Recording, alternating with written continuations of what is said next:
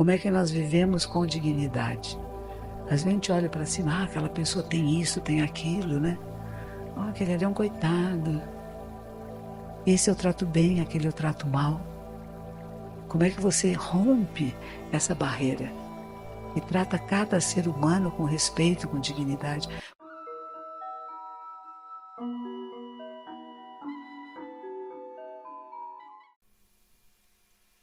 Então, Shakyamuni Buda vai falar dessas que a gente chama 4 nobres verdades. É o primeiro sermão que ele faz para os antigos companheiros de jejum.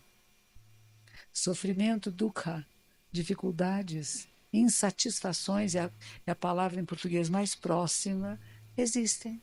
Ficamos insatisfeitos, né? Não é como eu gostaria que fosse. Isso é causa do quê? De sofrimento, de mal-estar. Existem causas para isso. Nascimento, velhice, doença, morte. São causas. Quer dizer, se nascemos, já vamos ter causas para insatisfações. Envelhecemos, temos também insatisfações. Doenças são insatisfações, né? Ficar dependendo de alguém, não come, não tem sabor. Né? Ficar num hospital não é agradável, ficar numa cama com pessoas te atendendo não é agradável, então é sofrimento. Nascimento, velhice, doença e morte. Né? Se a gente não entende que o processo de nascer e morrer é incessante e que não existe nem nascer nem morrer, enquanto não entendemos isso, nós sofremos com a morte. Ai, morreu alguém. Hoje nós fomos almoçar num restaurante no centro, um restaurante japonês, e um dos jovens que estava conosco, a esposa dele disse assim, ele não gosta de vir aqui porque ele fica muito triste, porque era um lugar que ele vinha muito com a avó dele. Achei que a avó já tinha morrido, né? Não, ela não está morta, ela está no interior de São Paulo, num asilo. Mas eu falei, mas ela está em você. Ela vive em você. Venha comer aqui com ela. E ria com ela. Sorria para ela.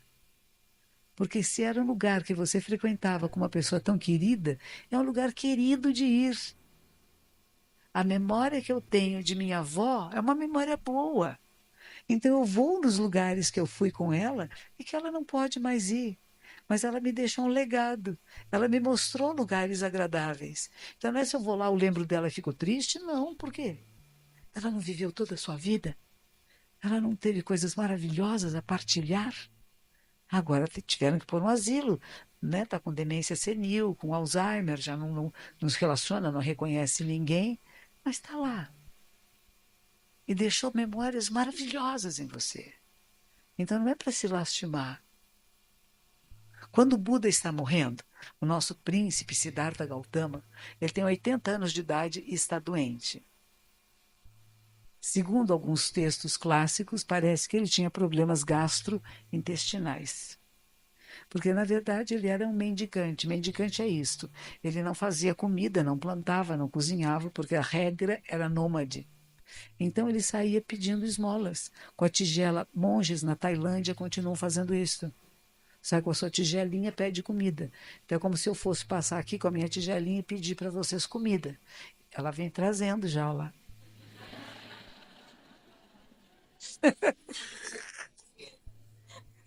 Muito obrigada.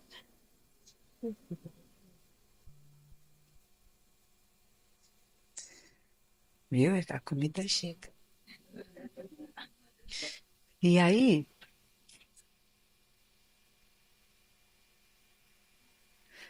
ele tinha que comer aquilo que davam para ele.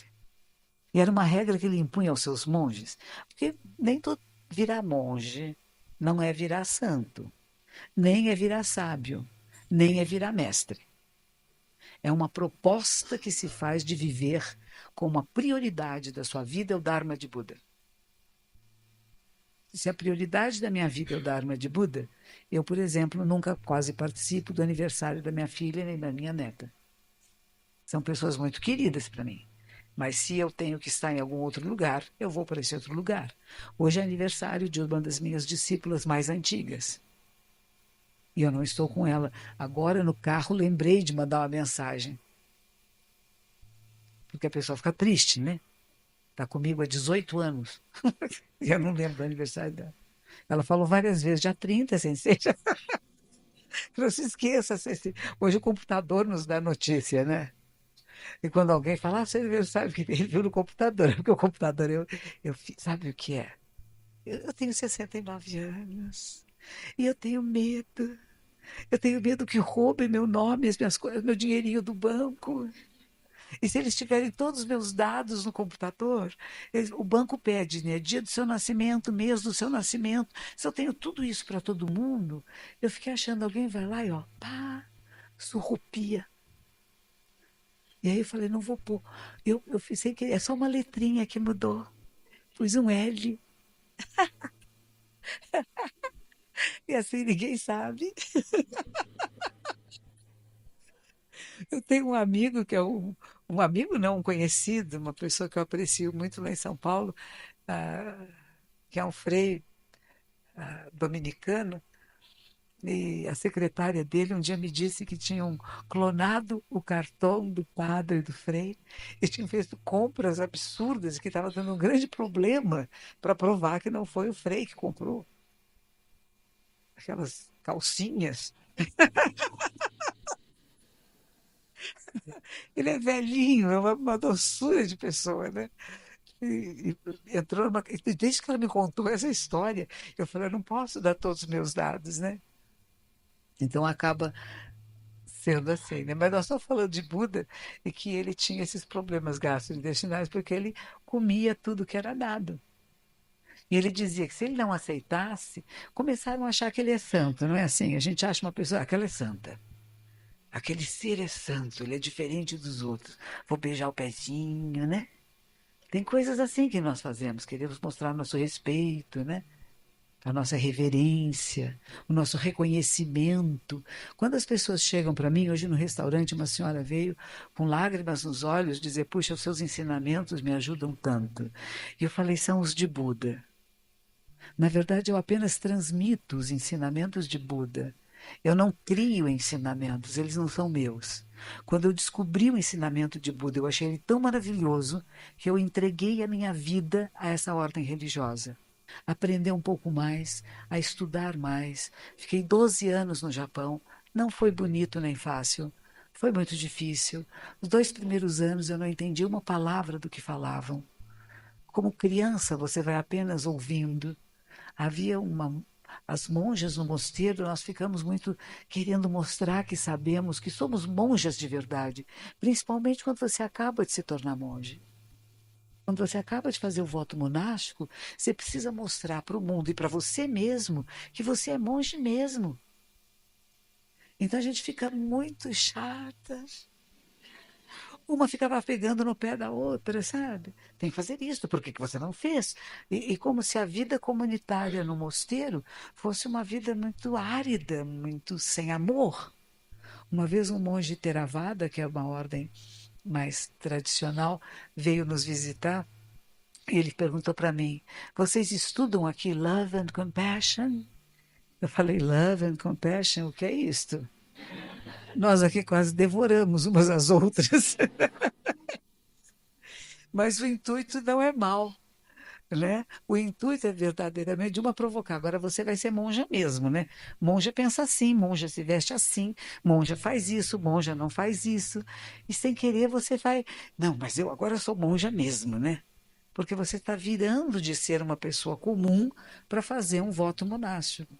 Mas isso ele acontece naturalmente. Mas dentro do mosteiro é meio pressionado, meio forçado, né?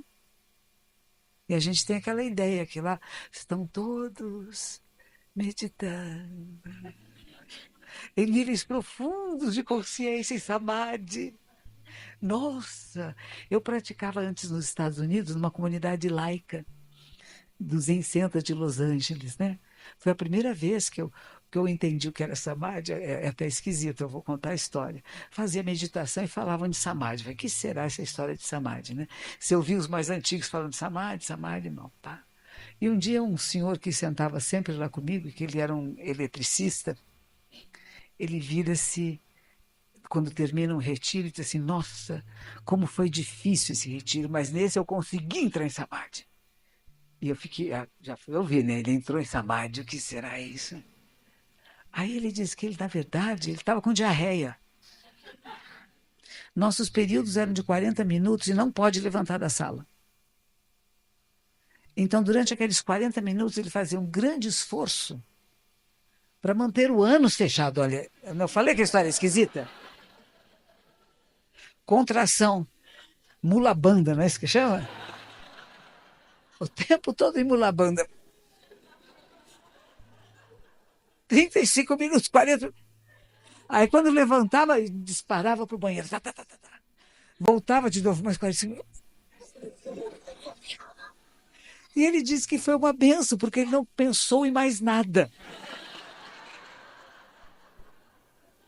É verdade, vocês estão rindo, mas é assim que funciona. A gente cessa as oscilações da mente. Não é isso que Patanjali falava? Vamos cessar oscilações da mente. Não é cessar a mente. Uma vez eu tive com um muito jovem professor de yoga que ele disse assim: nós temos que cessar a mente. Eu falei, ai, que medo. Morte encefálica. A mente não cessa. Ela é luminosa, ela é incessante. Mas nós podemos dar foco. Assim como a gente dá foco na respiração, né? É o básico, né? Respira conscientemente. Na hora que você respira conscientemente, você está presente onde está. Se você tem uma dor, um desconforto no corpo, a gente fala respira a dor. Ou seja, leva oxigênio para esse local. Relaxa, não tensiona, porque quando tem dor, o que, que o nosso corpo faz? Ele tensiona, aí você tem que aprender a relaxar na dor. Então não há nenhuma dor que não seja suportável se você trabalha entregando-se a ela e não lutando contra ela. Quando você luta contra, você causa mais tensão, e mais tensão é mais dor. Isso não é só físico, isso é também para as nossas questões emocionais e psíquicas, espirituais. Eu quero obter iluminação, eu quero. Eu vou sentar mais do que ninguém. Eu não mexo. Aí, de repente, o vizinho mexeu, mas eu não mexo. Está fazendo competição. É uma coisa que nós dizemos, não, não tem que fazer competição com a pessoa do seu lado. Uma coisa que eu aprecio, eu faço yoga em São Paulo, eu tenho uma professora, chama Valquíria Leitão. Ela é professora há muitos anos de Hatha Yoga. Foi aluna de um grande professor que tivemos em São Paulo, que falava assim, devagar. Era interessante, ele era um professor japonês, e que todo mundo achava que ele era budista, ele era Vedanta. Completamente entregue às tradições. Ele contava uma história bem interessante. Quando ele fez 18 anos, a mãe dele disse assim: eu vou fazer agora, vou te dar o meu presente dos seus 18 anos. Eles eram pobres, o pai já havia morrido, a mãe cuidava dos filhos, tendo uma lavanderia, né?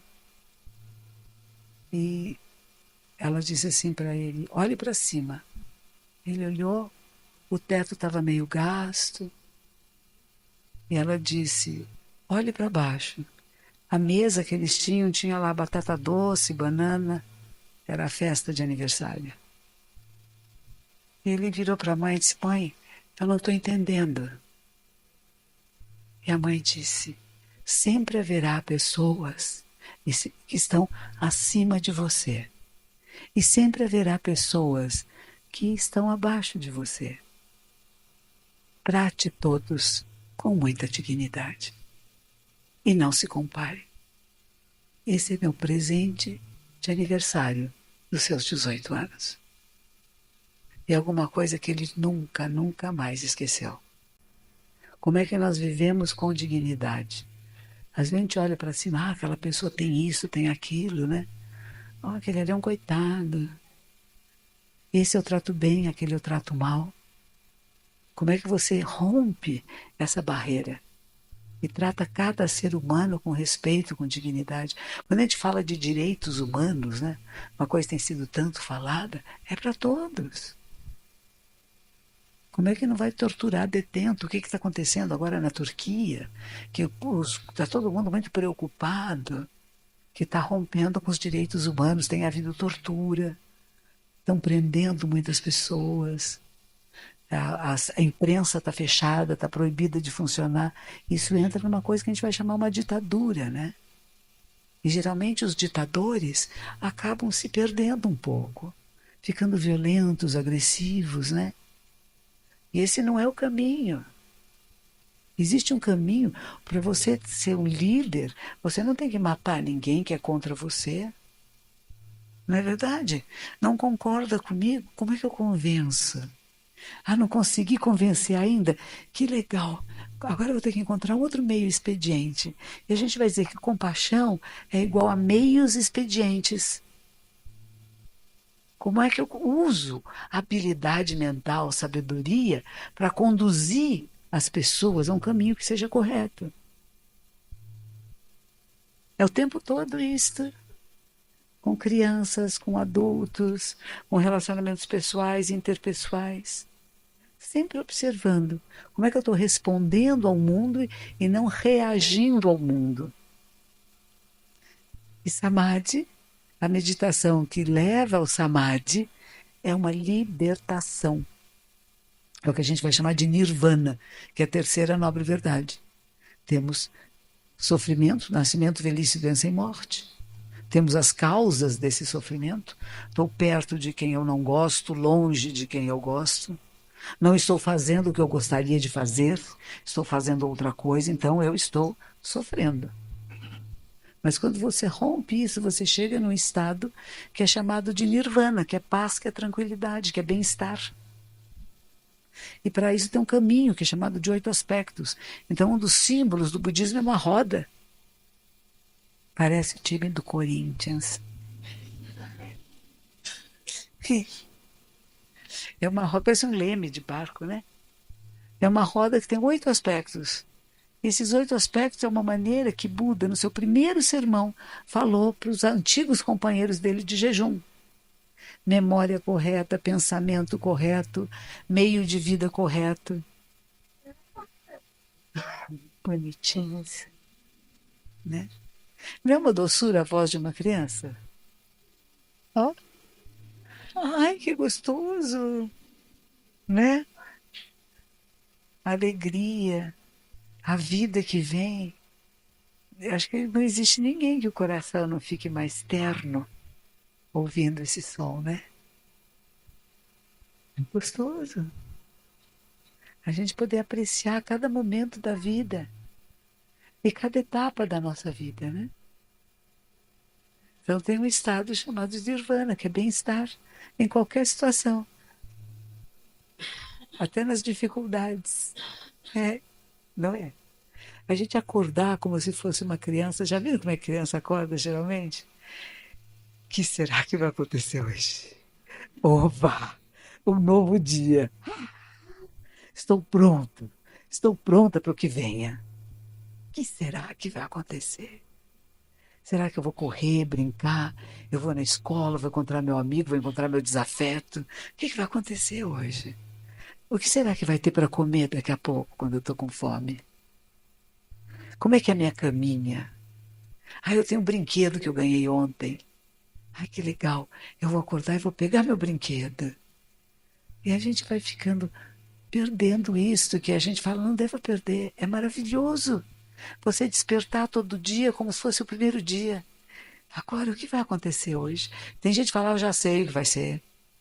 Eu tenho que fazer isso, tenho que fazer aquilo, né? Já sei exatamente. Ih, tá chovendo. Ai, tá sol, que coisa chata, né?